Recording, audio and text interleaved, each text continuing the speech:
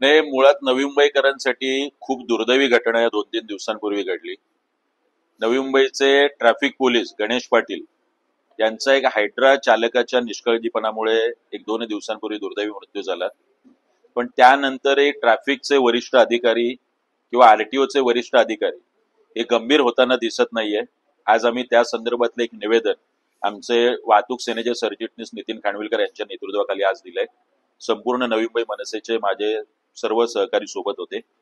ओव्हरलोडिंगचा एक खूप मोठा मुद्दा आहे शहर अंतर्गत रस्त्यांवरती आणि हायवेवरती सुद्धा. पण याच्यावर आरटीओ कारवाई करताना दिसत नाही. रस्त्याच्या दुतर्फा मोठ्या प्रमाणात पार्किंग केलेल्या ह्या गाड्या आपल्याला दिसतात.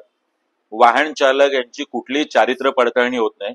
असे अनेक विषय, सोबतच ट्रॅव्हलच्या बसेस ज्या पद्धतीने हायवेला असतात, स्कूल बसचे नियम पाळले जात नाही संपूर्ण नवी मुंबईत, अशा विविध विषयांवरती आम्ही निवेदन दिलंय. त्यांनी आम्हाला शब्द दिलाय की अँब्युलन्स असतील, स्कूल बस असतील किंवा ओव्हरलोडिंगचा विषय, याच्यावर एक स्पेशल ड्राईव्ह घेऊन या सगळ्या गोष्टींवरती योग्य ती कारवाई होईल.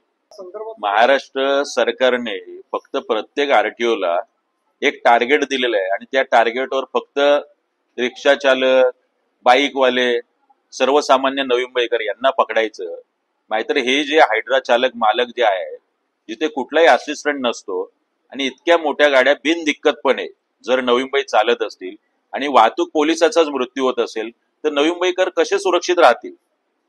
आता अधिकाऱ्यांनी याची काळजी घेण्याची गरज आहे. तुमच्या सहकारी एक गेलाय आणि तरी सुद्धा तुम्ही गंभीर होत नाहीये. तिथे एक असिस्टंट पाहिजे, हा नियम आहे. अनेक गाड्यांची फिटनेस तपासणी होत नाही.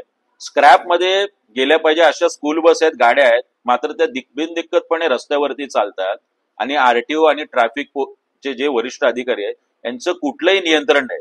मी त्यांना आता म्हटलं की आम्ही कायदा हातात घेतो, आम्ही तुम्हाला ओव्हरलोडिंगच्या गाड्या दाखवतो, अनेक स्कूल बस दाखवतो की ज्याच्यात सीसीटीव्ही नाहीयेत, ज्यात नियम पाळले जात नाही. अनेक अँब्युलन्स जे आहेत त्या स्क्रॅप मध्ये जातील, ज्याचे वाहन चालक अगदी ड्रंक अँड ड्राईव्ह मध्ये पकडले जावेत अशा पद्धतीने आहेत.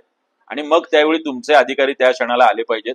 आम्ही सुद्धा आमच्या पद्धतीने मनसेच्या स्टाईलने असा ड्राईव्ह रस्त्यावरती पुढच्या काही दिवसात करणार आहोत. 100% आम्ही आज आरटीओला दिलंय. उद्या परवा आम्ही ट्रॅफिकचे जे डीसीपी आहेत त्यांना सुद्धा आम्ही लवकरच निवेदन देणार. राजकीय प्रश्न, उद्धव ठाकरे आणि राज ठाकरे काल भेटले होते, काय म्हणाले? कोणत्या चित्राकडे बघता विरोधकांनी?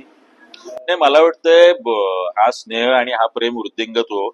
महाराष्ट्र आणि मराठी माणसाला नक्कीच आनंद झालाय ज्यावेळी 5 जुलैला सन्माननीय राजसाहेब ठाकरे आणि उद्धव साहेब एकत्र आले मराठी महाराष्ट्रासाठी.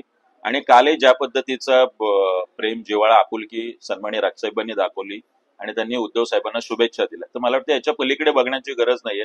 दोनही कुटुंब एकत्र येत आहे, जवळ येत आहे आणि याचा आनंद शिवसैनिक असतील, मनसे सैनिक असतील, आम्हाला नक्की आहे. सत्ताधाऱ्यांनी अनेक ठिकाणी मोफत बस सेवा गणेश उत्सवासाठी कोकणात सुरू केले. रोडच्या संदर्भात आपण बघितलं असेल की रेल्वेतून काही म्हणजे हे आपल्या वाहनं घेऊन जाणार आहेत आणि गेल्या वेळेला पण तुम्ही आंदोलन केलं होतं. तर ह्या मोफत बसेस जर घेऊन जात आहेत तर ह्या रस्ता आणि हा प्रकार तर नेमका काय? म्हणजे रोरो मधून तुम्हाला बस घेऊन जायचे आहे तर मुंबई गोवा महामार्ग कशासाठी बांधलाय आणि तो महामार्ग अजूनही पूर्ण का होत नाहीये?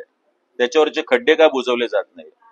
जे आता प्रदेश अध्यक्ष भारतीय जनता पक्षाचे रवींद्र चव्हाण ते मंत्री महोदय होते, त्यावेळी त्यांनी शब्द दिला होता 2 वर्षापूर्वी की येणाऱ्या गणपतीमध्ये सगळं सुरळीत होईल. त्यानंतर 2 गणेश उत्सव झाले. आज गणेश उत्सवासाठी आम्ही ज्या गाड्या सोडतो किंवा इतर राजकीय पक्ष सोडतात